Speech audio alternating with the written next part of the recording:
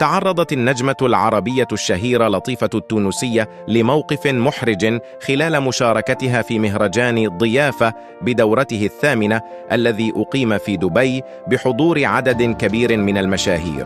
وقالت لطيفة التونسية خلال تكريمها في المهرجان: أحب أن أهدي هذه الجائزة لروح أمي الغالية التي شاركتني في اختيار أغانية، غائبة حاضرة كذلك، وأهديها أيضا لكل من شارك معي في ألبومي الأخير مفيش ممنوع، وللفانز حبايبي الذين ساندوني بقوة. وتعرضت لطيفة لموقف محرج إذ تعثرت على المسرح، إلا أنها تمتعت بسرعة البديهة ورد فعل مذهل، فاستمرت بالغناء والرقص بعفوية.